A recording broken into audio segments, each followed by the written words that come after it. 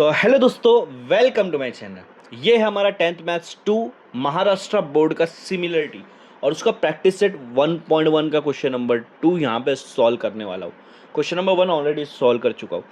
अब question number 2 में आपको एक फिगर दी है जिसमें दो ट्राइंगल दिया है, एक है ए बी डी और दूसरा है ए बी सी।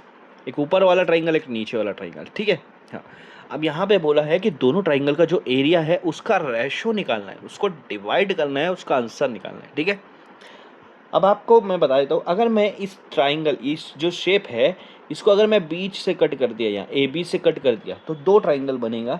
एक ट्राइंगल आपका इस तरह से बनेगा, इसका नाम रहेगा ए बी सी, और दूसरा ट्राइंगल आपका नीचे बनेगा जिसका नाम यहाँ पे रहेगा ए बी डी, ठीक है, ए बी डी। ओके, अगर इस ट्राइंगल को मैं अगर सीधा कर देता हूँ, ऐसे ऐसे उल्टा कर देता हूँ, उल्टा मतलब नीचे का ऊपर, ऊपर का नीचे, तो फिर ये ट्राइंगल हो जाएगा आपका इस तरह से। मतलब ए बी ये नीचे आ जाएगा और डी ऊपर आ जाएगा, तो ये डी ऊपर और ए बी नीचे। तो आप समझ लो आपका ट्राइंगल ऐसा हो गया। ये दो आपके पास ट्राइंगल है, ठीक है। अब ये दोनों ट्राइंगल के एरियाज का रेशो निकालना है। अब एरियाज का रेशो कैसे निकालेंगे? आपको क्या बोला है? Area of triangle A B C ऊपर रहना चाहिए और डिवाइड करेंगे area of triangle A D B से। ओके, हमारा फॉर्मूला क्या है? जब भी एरियाज का रेशो करेंगे ट्राइंगल का, तो देखो area of the triangle half into base into height होता है, लेकिन रेशो में हाफ और हाफ कट हो जाता है तो सिर्फ बेस बचता है। तो ए बी सी का बेस क्या है? ए बी सी का बेस क्या रहेगा? ए बी रहेगा। तो बेस ले लूँगा ए बी, उसको मल्टीप्लाई करूँगा, फिर यहाँ पे हाइट आएंगी, तो ए बी सी की हाइट क्या है? बी सी, तो बी सी ले लेंगे, डिवाइड करेंगे। अब ए डी बी का बेस क्या है? वो भी ए बी है, और हाइट क्या रहेंगी? ए डी रहेंगी, जो आपकी यहाँ पे एल्टीट्यूड है। ओके, अब ए बी और ए बी तो कैंसिल हो जाएगा, तो क्या बच रहा है? B C upon A D. B C कितना है आपके पास? बी सी दिया है 4, और ए डी कितना है? 8। और अगर मैं ये दोनों को डिवाइड कर दूंगा, 4 1 ज़ा 4, 4 2 ज़ा 8, तो area of triangle A B C और area of triangle A D B, इन दोनों का जो रेशो आ रहा है वो क्या आ रहा है? 1:2 आ रहा है, 1/2, या बोल सकते हो 1:2। ये आपका फाइनल आंसर आ रहा है। तो इस तरह से इस क्वेश्चन को सॉल्व करना था आपको। इनका क्वेश्चन नंबर 3, और ये इंपॉर्टेंट क्वेश्चन है, ठीक है।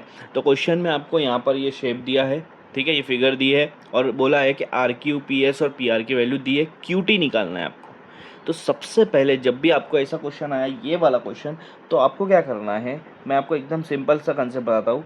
एरिया ऑफ ट्राइंगल, ट्राइंगल यहाँ पे कौन सा है? मेन ट्राइंगल जो है यहाँ पे पी क्यू आर है, तो area of triangle P Q R, और इसको इक्वल करना है area of triangle P Q R से। सेम ट्राइंगल दोनों तरफ, दोनों ही इक्वल होगा, जाहिर सी बात है, सेम ही ले रहा हूँ मैं। पर सेम लेने का मकसद क्या है? मकसद ये है कि जब आप इसका फॉर्मूला लिखूंगा, half into base into height, यहाँ पे भी क्या आएगा? Half into base into height. ध्यान से देखो, हाफ और हाफ तो कैंसिल हो जाएगा, ठीक है। अब जब ये वाला एरिया निकाल रहे हो ना, तब हमको इस शेप को अलग तरीके से देखना है। जब ये एरिया निकाल रहे हो तो तब ये हमको इस शेप को अलग तरीके से देखना है। आंसर तो दोनों का सेम आएगा एरिया का, ठीक है ना। हाँ, बट हम एरिया तो निकालने वाले नहीं, हम सिर्फ यहाँ पे क्यूटी की वैल्यू निकालना है। अब देखो, अब इस जो आपके पास शेप दिख रहा है उसको आप इस तरह से देखो, सिर्फ इस तरह से देखो, ये वाला, ये P है, ये Q है, ये R है। चलो बताओ, अगर ये शेप आपको दिख रहा है, देखो मेरे पास ये शेप मैंने ऐसे ही बना के रखा है, ठीक है, ये दिख रहा है, तो इसका बेस क्या आएगा? बेस क्या आएगा? बेस बताओ, बेस क्या आएगा? आर क्यू क्या आएगा? इसका बेस आएगा। लेकिन हाइट क्या आएंगी इसकी, ये बताओ, क्योंकि बेस और हाइट निकालना है ना। हाइट क्या आएंगी? तो हाइट आपके पास एल्टीट्यूड कोई नहीं है, तो आप ये ले सकते हो ना, पी एस। कुछ बच्चे बोलेंगे तो ट्राइंगल से बाहर है, हमको इससे थोड़ी लेना देना ट्राइंगल से बाहर। हमको ये देखना है कि जो ट्राइंगल का नीचे वाला हिस्सा है, जो ट्राइंगल का ऊपर वाला हिस्सा है, इनके बीच के जो डिस्टेंस है वो कितना आ रहा है, और वो कौन बता रहा है? पी एस बता रहा है। तो बेस क्या आएगा? R Q. यहाँ पे बेस लिख दूंगा आर क्यू, ठीक है। उसके बाद हाइट क्या आ रहा है आपका? P S. पी एस आपकी हाइट आ रही। तो एक तरफ का एरिया मैंने इस तरह से निकाल दिया, बेस और हाइट। अब ध्यान से देखो, अगर मैंने ये ट्राइंगल है, अगर मैंने इसको उठा के यहाँ रखा और इस ट्राइंगल को पलटा दिया ऐसे, ठीक है, इस ट्राइंगल को ऐसे पलटा दिया, तो अब देखो Q आपका ऊपर आ जाएगा, ठीक है, P आपका यहाँ आ जाएगा, P आपका यहाँ आ जाएगा और R आपका यहाँ आ जाएगा। तो वो ट्राइंगल ऐसा बनेगा और ये QT से नीचे T आ जाएगा।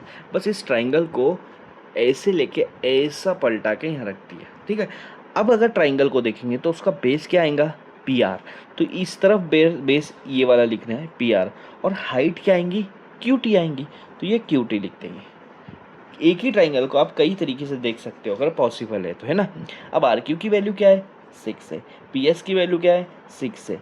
PR की वैल्यू क्या है, 12 है। और ये QT आपको निकालना है। QT और 12 में मल्टीप्लाई है तो 12 इधर आकर डिवाइड हो जाएगा। तो 6 × 6/12, ठीक है। 6 6 से क्या होता है, मल्टीप्लाई कर दो 36। तो 36 डिवाइड बाय क्या हो जाएगा, 12। बताओ 12 के टेबल में 36 कितने पे आता है, 3 पे आता है ना। तो QT की वैल्यू क्या मिल जाएंगी, 3 मिल जाएंगी। यही तो आपको निकालना था और इसका कोई यूनिट नहीं है तो हम सिर्फ लिख देंगे QT = 3 यूनिट। ये आपका थर्ड क्वेश्चन था और ये क्वेश्चन यहाँ पे सॉल्व हो गया है। QT निकालना था आपको।